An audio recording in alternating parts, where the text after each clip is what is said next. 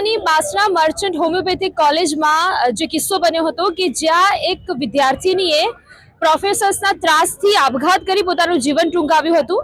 29/1ના દિવસે આ ઘટના ઘટી હતી. 12 વાગ્યાનો સમય હતો. અત્યારે તારીખ થઈ રહી છે 5 અને આ દરેક જે લોકો છે અત્યારે મૌન રેલીનું આયોજન કરવામાં આવી રહ્યું છે.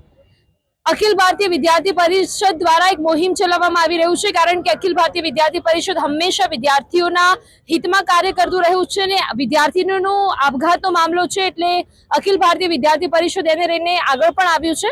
પરંતુ આ બધાની વચ્ચે લાઈવ 24 ન્યૂઝ તંત્રની એવી અપીલ કરે છે કે આ બધા અત્યારે મૌન રેલીનું આયોજન કરે છે, પરંતુ આ મૌનને તમે ખાલી મૌન બનાવીને ન રાખતા, કારણ કે આ દીકરીનો મામલો છે.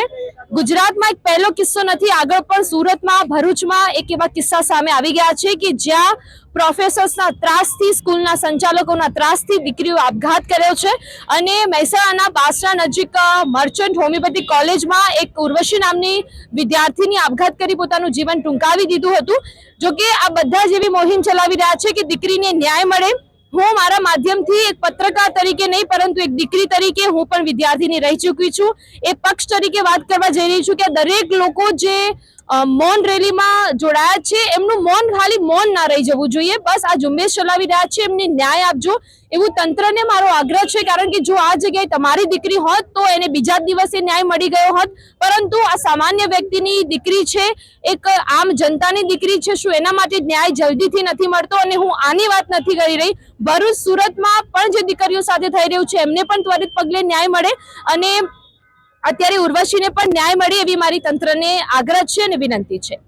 ઉર્વશીબેનને ન્યાય અપાવવા માટે તમે જે સપોર્ટ કરો છો અને એબીવીપીનો ખૂબ ખૂબ અમે આભાર માનીએ છીએ કે તેઓ અમને અત્યાર સુધી સપોર્ટ કરે છે અને બેનને ન્યાય મળી રહે, જે એમની પાછળ સંડોવાયેલા જે લોકો છે એમને સજા મળે એ માટે અમે મૌન રેલીનો દ્વારા એનો વિરોધ દર્શાવીએ છીએ અને સરકારને પણ કહીએ છીએ કે અમને ન્યાય અપાવો, ઉર્વશીબેનને ન્યાય અપાવો. We want justice.